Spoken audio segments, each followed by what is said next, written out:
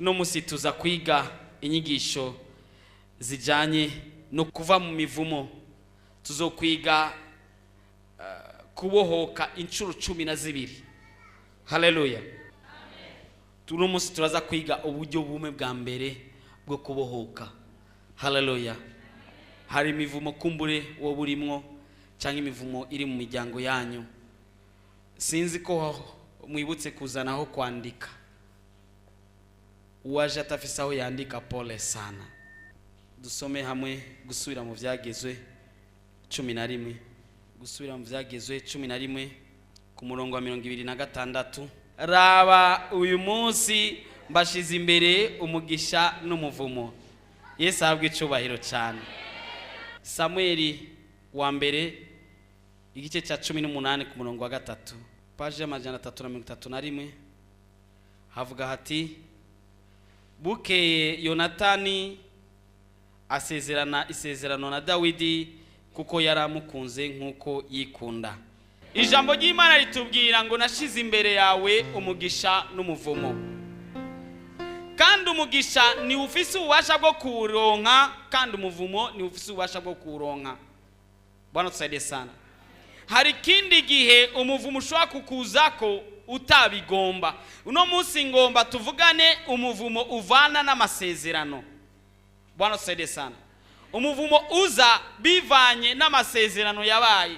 Hari amasezerano yabaye avuye kuri wewe canke yavuye ku bavyeyi bawe canke ku basokuruza bawe. Ivyo navyo uravyandika. Yonatani yagize isezerano na Dawidi kuko yumva amukunze. Amasezerano arabaho, sindiyo? Amasezerano arabaho. Umuntu ashobora gusezerana n'uwundi ikintu kizoba ibihe n'ibihe.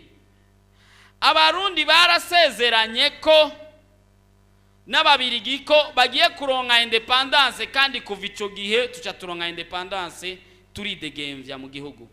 Bwana tusaidie sana. Nuvuga ko haba amasezerano, kandi iryo sezerano risinywe rishobora gukurikirana umwana n'umwuzukuruza kugeza kuri generation ya 10 naho yoba 20 irashika abandanya.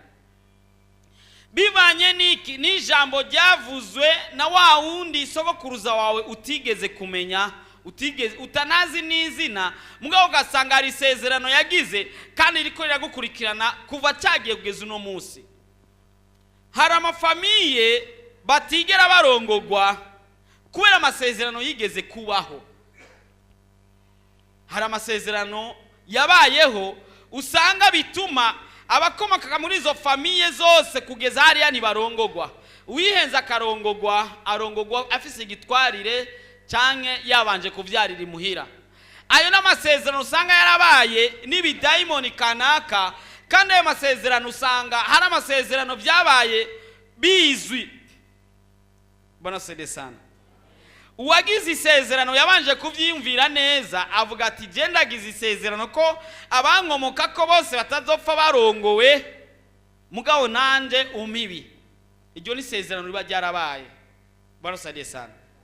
Hari ayandi masezerano aba usanga abantu gasanga hari ikintu kiri muri uwo muryango kitigera kivamwo bivanye n'isezerano ryavuye kwa sogokuru. Ejo hari umuntu yariko aravuga ingene se yama yagiye ku bafumu, sinzi we ntiyamenye ivyo yasezeranye hariya, maze bica bituma we agira abagabo mu kuzimu.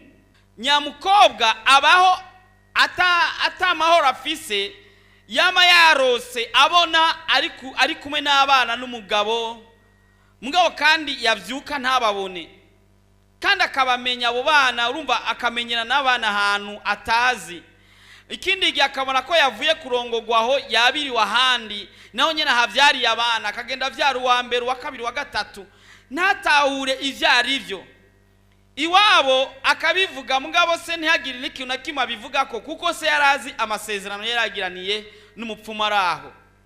Ikindi gihe harageraho arongogwa, amaze kubaka mu rugo rwiwe ntiyiyumvamo umugabo, kuko yarafise undi mugabo we atazi. Yaragera ikindi gihe mu ijoro akavyuka agasanga inzoka ijyamye hagati muri bo. Yavyura umugabo ntiyayibone, mugabo we akayibona. baba muri stress zidasanzwe kuko umugabo we yari umuzungu, umugore nawe yari umunyakameruni. Byaramubabaje cyane, kumbe yari amasezerano se yagiranye n'amadayimoni, mugabo ariko akurikirana umukobwa wiwe. Hari amasezerano rero abantu bagiye bagira ahantu, bayagirira ku bapfumu cyangwa bayagirira ahantu, mugabo we utabizi, bigakurikirana so, bigakurikirana abana, bigakurikirana umuryango wose, kandi atani ijambo nari mu babivuzemo. Kandi ingorane zirimo nuko no gusenga, ujya gusenga ukabona umenga uri kurasenga, ukabona umenga uruzuzwa, ukabona umenga mugabo rero blockage ahantu, kandi wasuzuma ugasanga iyo blockage ijanye na famiye. Ugasanga abantu muri famiye yanyu nibo bameze muri ugo rwego rumeze uko kuntu, aho uba waraboshwe kandi uri mu masezerano kanaka. Habakenewe ko abaho deliverance, amasengesho kubohora kugira ngo ayo masezerano ahave. Bwana saide sana. Ngira mvuge ayandi masezerano abaho utabigomba. Nuvuga ayo masezerano yakorewe abukomoka ko barabikoze babigomba, ariko hari ayandi masezerano aba usogokuru wawe atabigomba. N'amasezerano ameze gute? Arashaka kugenda, ari nk'abantu usanga cyane ndasuye kuvuga kubijyanye n'abapfumu, akagenda ku mupfumu, kuba umupfumu nawe yarasezeranye mu kuzimu iyo hariya ati umuntu wese nzorasaga uyu muti, umuntu wese nzogirira gutya, umuntu wese nzoha uyu muti, bize bigenda uku. Wowe nawe ugakukomoka muri wa muryango wa muvye, wa musaza cyangwa wa musaza kazi yagiye kuri wa mupfumu, nawe wa mupfumu akaba yarashizemo ivyo bintu bizotuma umuryango wose ubandanya ukurikiranwa n'ivyo niyo mivumo. Sasa ukisanga mu muvumo, naso wakisanga mu muvumo, naso kuri wakisanga mu muvumo, mugabo kwera hejuru nta muntu numwe azi iyo vyaje bizanana babibonye uko. Mugabo ni ikintu cyakozwe mutazi. Bwana saide sana. Hari abagore barimo imivumo, hari abagabo barimo imivumo, hari imisore irimo imivumo, hari abakobwa barimo imivumo. Warasambanye nawe, sindavuga wowe, sindagushikira, mvuze sokuru wawe yasambanye n'uwo muntu, bituma imivumo yari iri murimwo habaho transfer irinjira mu rundi. Sasa ya mivumo bibanye na bwa busambanyi yakoze yagiye irabandanya kugeza ugasanga umuntu akubwira ngo iwacu turashavura sana nturabe, ukavuga ati twebwe iwacu turameze uku, twebwe iwacu n'udandaza niyunguka. Kumbe hari ikintu cyavuye hariya hejuru kugeza hasi. Bwana saide sana. Hari n'ibindi rero usanga wowe nawe wagiyemo, hari amasezerano wakoze wewe ubwawe uri ngaha utabizi, n'ibindi wakoze uzi. Hari ibyo wakoze cyagihe wavuze ijambo ubwira umukobwa ati nukuri sinzigera nkuheba mu buzima bwanje, nobura wewe notuma nkena. Urazi agangu kari imbere y'agakobwa karavuga utuntu muze mukontorora amajambo muvuga, sasa ukamuheba, bwa bukene bwarumvise rya jambo bukoma inyuma.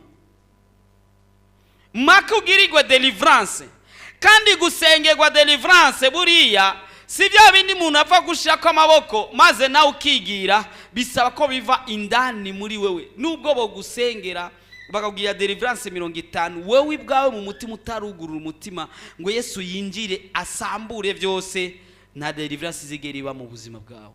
Bwana tusaidie sana. Ndiko mvuga amasezerano wagiraniye n'umuntu, warabwiye umugore wawe cyangwa umugabo wawe ati nukuri je sinzo kwigira ndagukubita ikofi, ukuboko kwanje nukuri je hakono gukubita ikofi no pfuma. Rija jambo sasa akagera igihe hari abantu bazi gushavuzanya, akagushavuza sawa sawa ukisanga wa mutatu ya pa.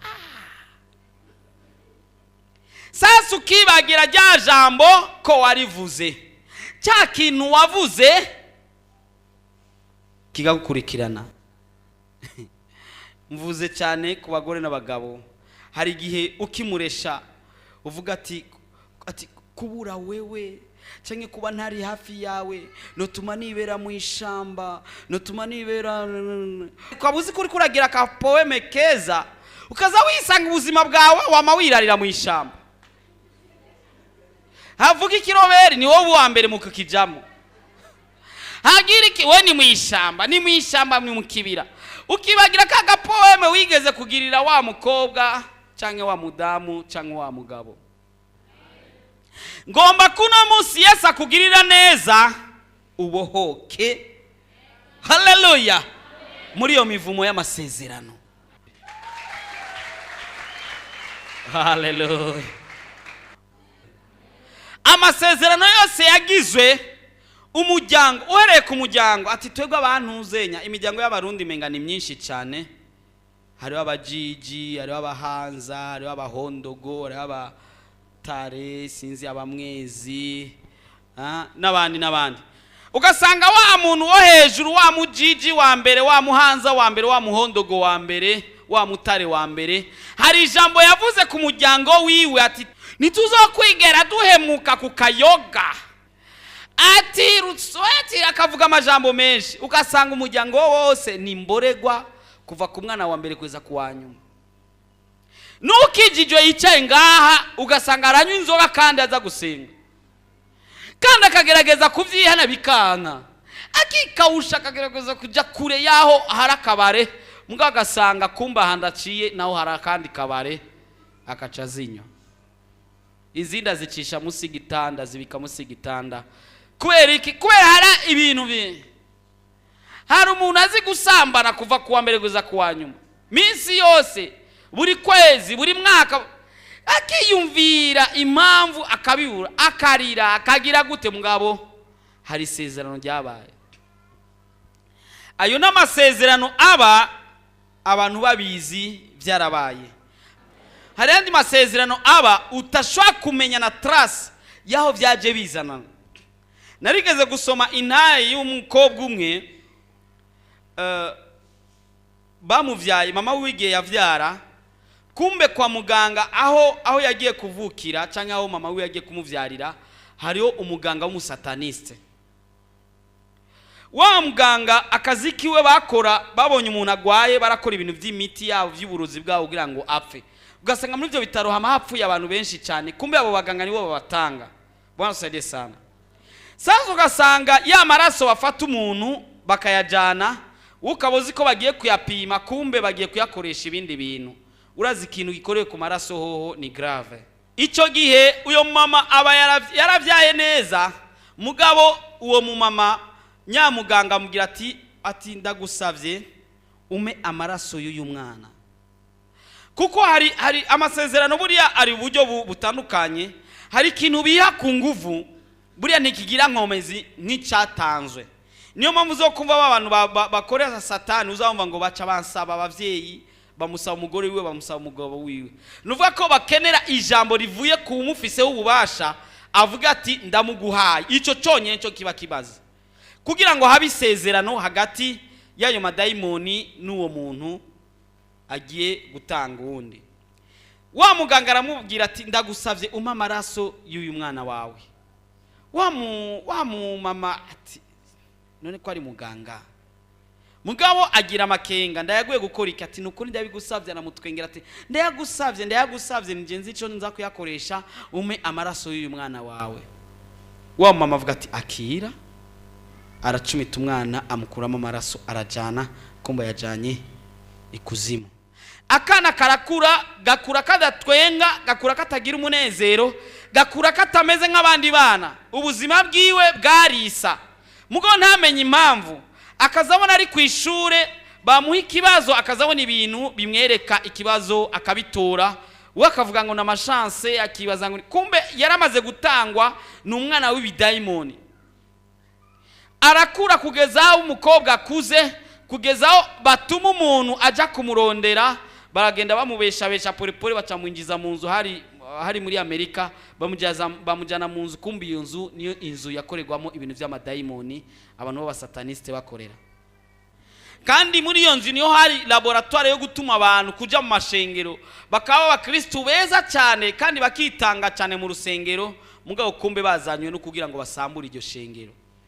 Kenshi uzamva abantu bakubwira ngo ishengero kanaka ngo bagwanye bagize gute, mu mukibaza ngo nibisanzwe, kumbe hari umuntu ariko atransfera arungika ibidayimoni abishira muri uyu ati shavura umuntu agashavura ati gwana akagwana, ati we nugumuke akagumuka, ugasanga ishengero ziguma zisambuka mugabo ntimuzokumva ububare bwasambutse. Bwana saidie sana. Nyamudamu yaragiriwe neza mu nyuma yahavuye akizwa, ni inkuru ndende mugabo ngira ngo ubwire ko hari yandi masezerano aba ukiri umwana muto utabizi ukayakoregwa nabo n'abavyeyi bawe kumbure nabo nyine batabizi. Bwana saidie sana. Hari ikintu citwa kado, ingabire. Umuntu ashaka kuguha ingabire wo kibaza ko ari ingabire isanzwe, mugabo hafise ijambo yavuze ko mu buryo bw'amadayimoni ugasanga habayeho amasezerano. Cyangwa umuntu kazawumva umukobwa arakurondeye n'inguvu cyane cyangwa umuhungu arakurondeye n'inguvu cyane, mugabo muriko murayaga mwaryohe ukazawumva kubwira akajambo ati no mu mutima wawe vraiment ndagusavye mu mutima wawe. Nawe waryohewe muriko murayaga utuntu ati umutima wanje ndaguhayesha. Uratanze umutima. Bwana tusaidie sana. Ayo no masezerano aba umuntu akaguha kado kumbarazi ico, umuntu akaguhinja akakubembereza rinja ukamubembereza ati ndihuta ati ndagusavye n'ukuri ntuzifungire ko nagatonya. Washaka ukazara muganga gapima nta sumu irimwo, mugabo hari ijambo yavuze y'ikidayimoni. Wajya zafungurwa hakaba habaye amasezerano hagati ya wewe nawe, ya wewe na vya bidayimoni. Ukazosenga mugabo kwa avansa mu muhemu ntibigende, ntivyavanse kuko ari ibindi bintu mfise. Hari muzu umuntu ashaka kuguha wayambara kumugiraniye amasezerano nawe. Imuzu kibaza ko ari muzu isanzwe, kumbe ni muzu ziva hariya. Kumbure tuzoronka umwanya wo kuvugana kubijyanye n'impuzu nazo. Hari abantu murambona no mu rusengero bambara ibihuzu birimo impuzu zirimo ibintu bimeze, bagacapa ko ututwe tw'abantu bapfuye, utuskelete, ibintu biteye ubwoba. Mumu kibaza ko bapfuye kubicapa uko nyene, wewe baza ko babicafye kubera iki? Barazi impamvu. Tuzobivugana. Hari umuntu usanga mu buzima yumva yoguma araba amasinema arimo amadayimoni, ukazivona shimileta ingena gize ibintu ukubona umenga iyo filime usubira kandi kuyiraba wibaza ko ari bisanzwe. Hari daimoni iri muri wewe ikominikana na ya daimoni hariya. Bwana saidie sana. Maze wowe ikabigomba kugumuraba kuko amadaimoni buriya ni mwemu, sawa, kandi mwemu ziragenda bivanye n'ijambo, sawa. Nkuko ndagusengeye mwemu w'Imana arazana ububasha bukinjira muri wewe kubw'amasengesho, amajambo navuze nkoresheje izina rya Yesu bigahinduka muri wewe. Zije daimoni nazo ziba zifise ibyo byavuze bituma mu bugingo bwawe buhinduka. Sinzi ko murakurikirana je namasengera abantu benshi ku radio kandi bagakira.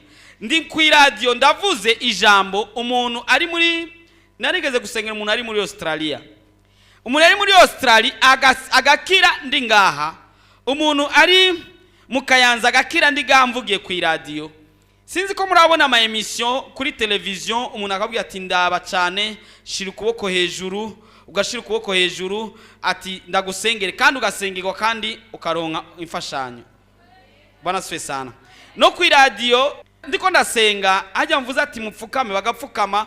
Dueje gusenga benshi bamabanelefona ati nakize, abandi ati nyishura abonetse, ati amahera nari nkeneye, baci banelefona ngo nje kuyatora, ibintu kanaka birugurutse, ugasanga ibintu bigiye vyuguruka. Abavyaye bakambira ati wari umunsi wari usengeye ku radio, amasengesha kinjira. Nawe zijya daimoni, zijya filme za promotion y'amadaimoni zerekana amadaimoni, bakerekana abantu banyika, bakerekana abantu bagaruka, bakerekana abantu bagira ibintu byo gukinda. Mwe mwibaza ko baba bapfuye kubikina gusa, bo baba bazi icyo bariko baragira. Bwana saidie sana. Kuko agize bijya haraba amadaimoni ava muri rya ekran mu buryo bw'imwemu akinjira muri wewe, kuko ni mwemu n'ubushobozi wabwinjiye. Ugasanga mu buzima bwawe ibintu byose bitanguye rero guparangana, ugasanga ikintu cyari kimeze neza ugasanga kirahindutse. We numenye ko ufise daimoni, hagera igihe cyo gusengera abantu bafite amadayimoni we ntujyamo kuko we ntabyuzi. Uri urafata abandi akaba ari usengera ugakemenya ukibaza ngo uri kurasengera abandi kumbe nawe ziruzuye n'amaduzene. Basade sana. Ubu ukeneye deliverance kugira ngo uronke nawe kuva muri icyo kimanga cyo kwa Satani uduge hejuru. Umuntu arimo dayimoni biboneka mu buryo butatu. Uburyo bwa mbere hari umuntu agira dayimoni musenze zigakoma induru. Arera abantu barahihendera cyane bagafata bagakubita ati toka kwa jina la Yesu. Hari n'abafata Bibiliya kweri kandi ntacyo. Bagakubita umuntu agakomera. Wowe urababaza umubiri w'umuntu. Mugabe dayimoni irimwo ni kugwayo n'ibyo wakubise. Shaka ube wakubise ubuhiri cyangwa wakoresheje iki idayimoni ntizihunga ngo nukubera wamukubise. Nawe wafashe Bibiliya ugakubita. Ubu uri kurakubita umubiri. Ariko habakenewe ko umusengera ukoresheje ubushobozi bw'amaraso ya Yesu Kristo w'i Nazareti. Kugira ngo zamuhemu mbi zimuvemo. Nawe bw'undi munsi umugabo umwe yakunda gusengera abantu amadayimoni akemeye dayimoni akabona ziratevye kuvamwo yaca afata ukuboko k'uwo muntu akagukunja. Umuntu akaba ari akoma induru naumiya ndababaye. Wa muntu nawe akavuga ati urababara nyene muvemo nutashaka muvemo. Me n'umuntu ariko arababara. Mbona tusaidie sana. Ubwo n'ubwoko bumwe bw'idayimoni ziba ziri mu muntu zikoma induru. Idayimoni zigira kabiri ni dayimoni zigucanganya mu mutwe. Ukazubona wari ufise ibintu wari kurakora ugahagarika ugashavura. Ishavu ritavura itagiye rivuye. Ukazugira ibintu nyene nawe utahorugira mugabo ko ati muri no minsi je nsigaye imizuku. Vraiment je ntagufisina. Je akara kanza ni muchezo ndakubita. Ukazubona ugakubita utwana urivumbuye kwishura urahevye ishure. Haba hari mu dayimoni ngaho. Je ndazi umumama umunsi umwe yatakaje igisokozo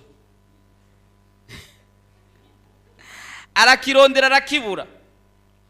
Natwe turamufasha kukirondera turakibura. Aca avuga ati je ninagifata ncandagita. Twe twibaza ngo ni nkuru koko yahavuye akironka.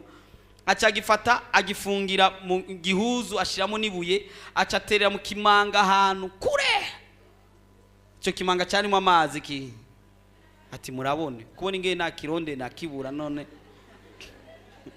Ukibaza ko ari ubuzima busanzwe me harimo dayimoni ngaho kandi dayimoni nishobora korohereza kugira ngo wumve ko wobimenya.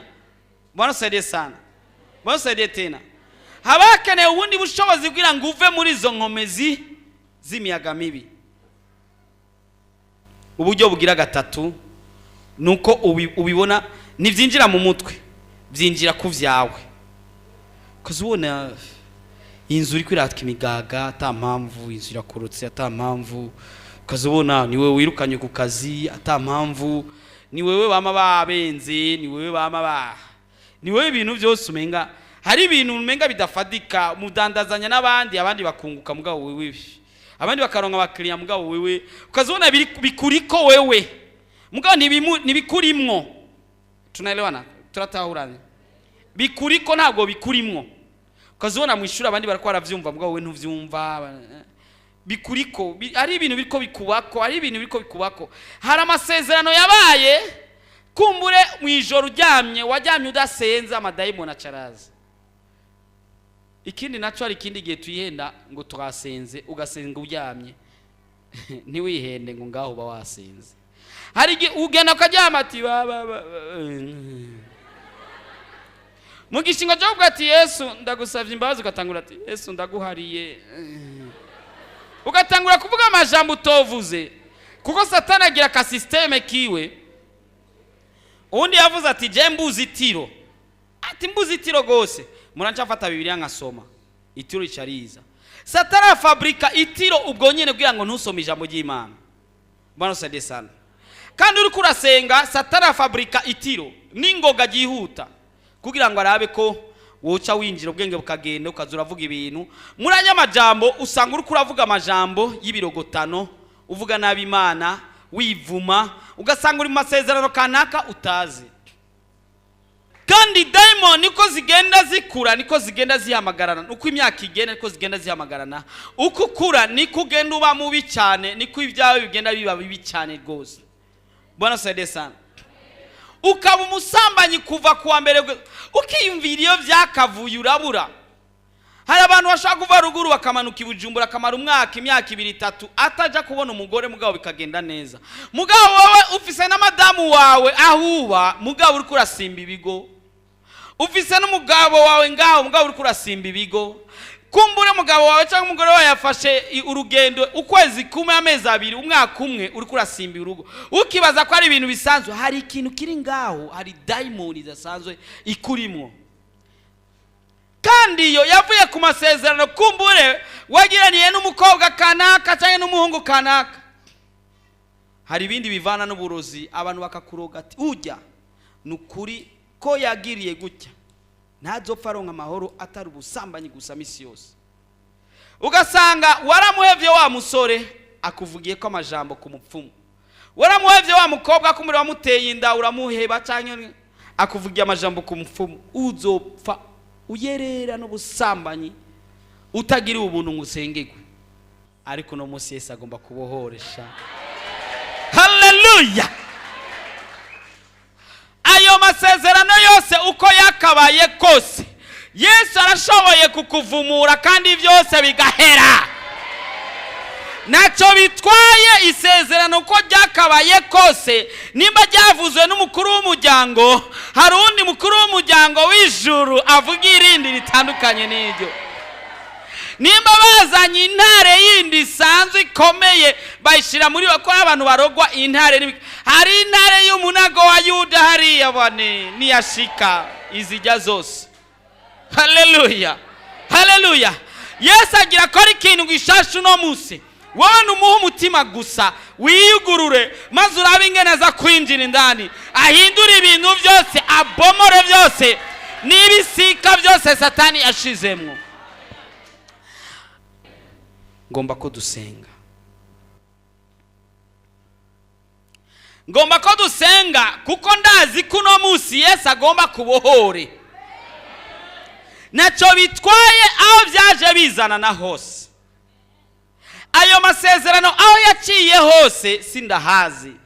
Ariko ndagomba kugira isengesho ndagusengere Yesu agira ikintu gishasha koze mu bugingo bwawe, kahise kawe gahinduke byose bibe bishasha. Hallelujah. Amasezerano uko yakabaye kose arashoboye guhonyangwa kandi Yesu akayahonyora yose kuko Yesu yararangije byose ku musaraba. Yarakiriye ubuvumo wose arawishirako. Hari hasigaye ko twebwe gusa tubimenya ko yakiriye wa muvumo wose maze turekugwe natwe tugururirwe byose bibe bishasha mu buzima. Hallelujah. Hallelujah. Hallelujah. Reka dusenge. Mwizina rya Yesu Kristo. Mwizina rya Yesu Kristo. Bohoka. Mwizina rya Yesu Kristo. Bohoka. Ewe daimon ufunze umuntu. Ndagukangamiye mwizina rya Yesu. Ndononye ubushobozi bwawe mwizina rya Yesu. Ndabomoye ubushobozi bwose bw'imiyaga mibi mwizina rya Yesu. Amasezerano yose yabayeho, ayabayeho abizi, ayabayeho atabizi, mwizina rya Yesu ndamubohoje mwizina rya Yesu. Ndamagaye ubushobozi bw'ijuru, ndamagaye imbaraga z'Imana mwizina rya Yesu konona kunetraliza ingomezi zose z'imiyaga mibi. Yesu Kristo ndamagaye amaraso ya Yesu, amaraso ya Yesu, amaraso ya Yesu mwizina rya Yesu, mwizina rya Yesu, mwizina rya Yesu, mwizina rya Yesu, mwizina rya Yesu. Bohoka, bohoka mu izina rya Yesu, bohoka, bohoka mu izina rya Yesu. Iminyororo icakagurike mu izina rya Yesu, imigozi icakagurike mu izina rya Yesu. Ubushobozi bw'Imana bugaragare hano hantu mu izina rya Yesu, mu izina rya Yesu, mu izina rya Yesu, mu izina rya Yesu, mu izina rya Yesu, mu izina rya Yesu. Bohoka, bohoka, ibikubasha byose bikubeko. Erekora sayirasa mu izina rya Yesu, bohoka.